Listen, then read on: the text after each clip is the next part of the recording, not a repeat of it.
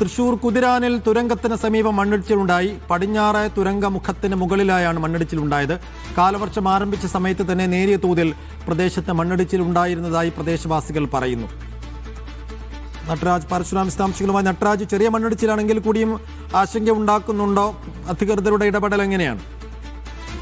ദിനംപ്രതി ആയിരക്കണക്കിന് വാഹനങ്ങൾ കടന്നു പോകുന്ന ഒരു പ്രധാനപ്പെട്ട മേഖലയാണ് കുതിരാൻ എന്ന് നമുക്കറിയാം. ഏറെക്കാലത്തിന് ശേഷമാണ് അവിടെ ഒരു ടണൽ യാഥാർത്ഥ്യമായതൊക്കെ തന്നെയും. പാലക്കാട് തൃശൂർ ജില്ലകളെ ബന്ധിപ്പിക്കുന്ന പ്രധാനപ്പെട്ട പാതയാണ്. അവിടെ ഇത്തരത്തിൽ നേരിയ രീതിയിലാണ് മണ്ണിടിച്ചിലുണ്ടായെങ്കിൽ പോലും അത് സ്വാഭാവികമായിട്ടും ആശങ്കയ്ക്ക് വഴിവെച്ചിട്ടുണ്ട്. അധികൃതർ പറയുന്നത് ചെറിയ രീതിയിലാണ് മണ്ണിടിച്ചിൽ എന്നുള്ളതാണ്.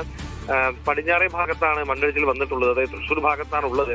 എന്തായാലും ഇക്കാര്യത്തിൽ ഒരു പരിശോധനയ്ക്ക് നാഷണൽ ഹൈവേ അതോറിറ്റിയും വിദഗ്ധരും തയ്യാറായിട്ടുണ്ട്. അവിടെ മുൻ മന്ത്രി കെ രാജനും അതുപോലെ തന്നെ തൃശൂർ ജില്ലാ കളക്ടർ ശിഖ സുരേന്ദ്രൻ ഉൾപ്പെടെയുള്ളവർ എത്തിയിട്ടുണ്ട്.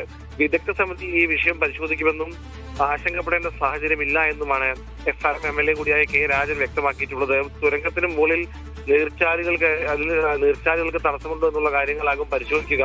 മണ്ണിടിച്ചിൽ സാധ്യത കൂടുതലുണ്ടോ എന്ന കാര്യവും പരിശോധിക്കുമെന്ന് കെ രാജൻ അറിയിച്ചിട്ടുണ്ട്. അതേസമയം ഈ ഭാഗത്ത് ഗതാഗതം ഉടൻ നിരോധിക്കില്ല എന്നതുൾപ്പെടെയുള്ള കാര്യങ്ങൾ ജില്ലാ കളക്ടർ വ്യക്തമാക്കിയിട്ടുണ്ട്.